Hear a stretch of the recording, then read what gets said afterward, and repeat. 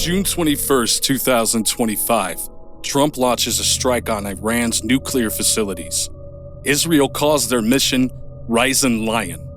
Iran promises retaliation. Sounds like another global headline, right? What if that headline is part of a much bigger and much older story? A story that's been playing out across centuries. And you are living in the next chapter. Let me ask you something. Why does this feel like more than politics? Why does it feel like a signal, like a countdown? Stick around, because tonight we're peeling back the layers and what's underneath might shake you. You're watching Shadow Theories, where the truth hides in plain sight.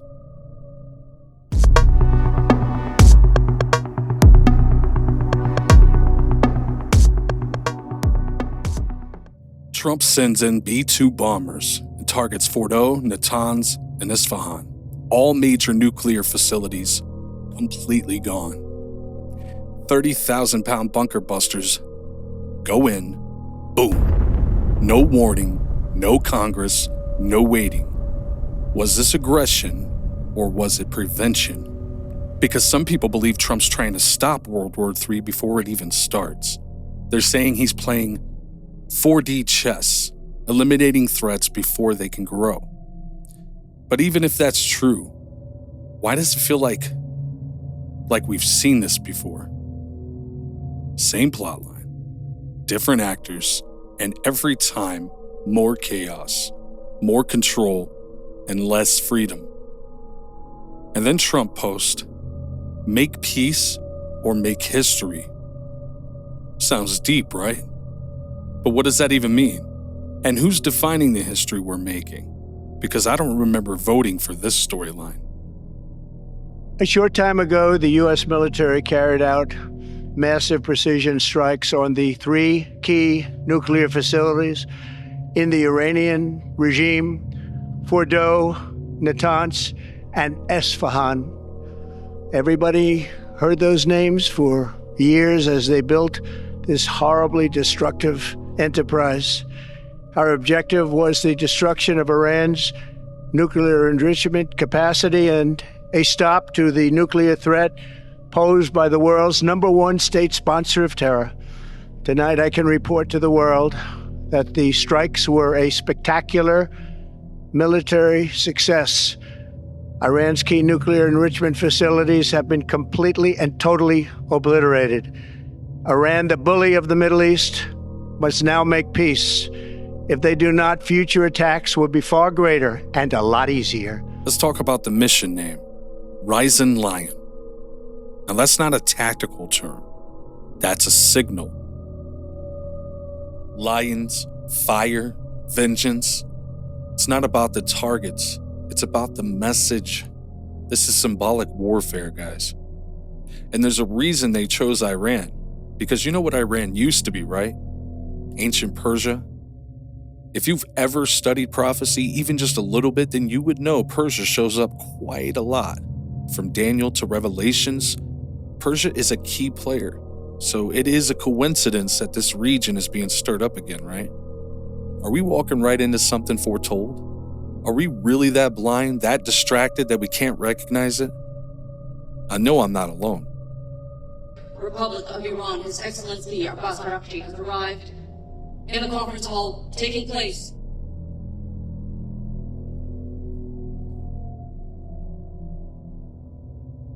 As all of you know, we suddenly faced with the aggression by American forces to our nuclear facilities. The Islamic Republic of Iran condemns in the strongest terms the United States' brutal military aggression against Iran's peaceful nuclear facilities. It is an outrageous, grave, and unprecedented violation of the fundamental principles of the Charter of the United Nations and international law. Now look at who's moving and why it matters. The U.S., right back in the Middle East like it never left.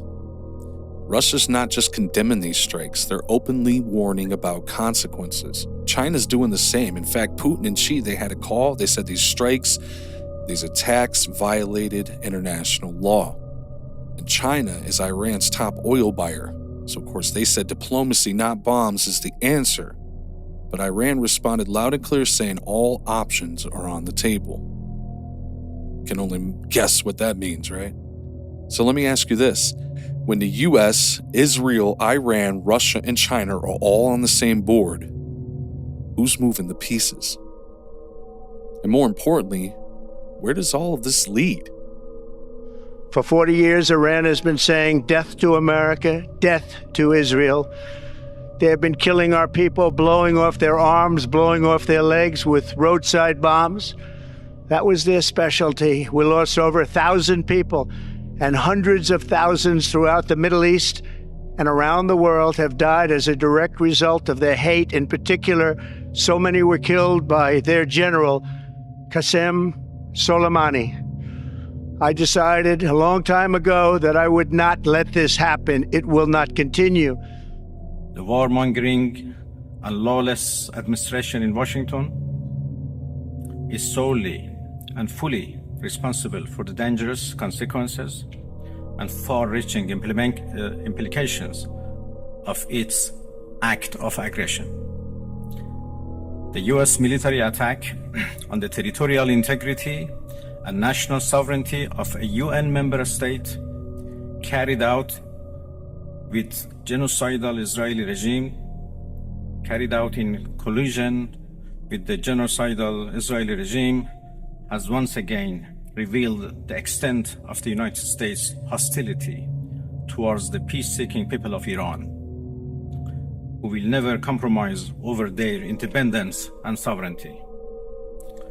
The Islamic Republic of Iran continue to defend Iran's territory, sovereignty, security, and people by all means necessary against not just US military aggression, but also the reckless and unlawful actions of the Israeli regime.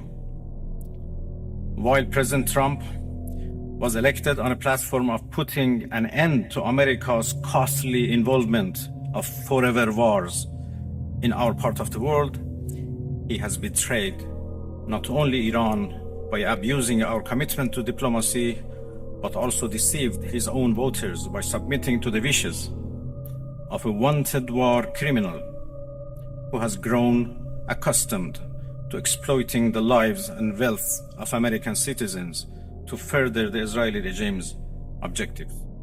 So where does that leave us? Is Trump really the villain here? Or is he trying to stop something that he sees coming and we don't? Either way, I cannot ignore how orchestrated all this feels. I can't shake the feeling that we've seen this all before. Ancient Persia, prophecies, modern bombs, different pieces to the same puzzle. So now I'm talking to you. What do you think? What do you think this really is? Do you feel the tension? Do you feel like we're being prepared for something? And if this is really the start of something biblical, then we've only just begun. Remember, there are many targets left. Tonight's was the most difficult of them all, by far, and perhaps the most lethal. But if peace does not come quickly, we will go after those other targets with precision, speed, and skill. Most of them can be taken out in a matter of minutes. There's no military in the world that could have done what we did tonight, not even close. There has never been a military that could do what took place just a little while ago.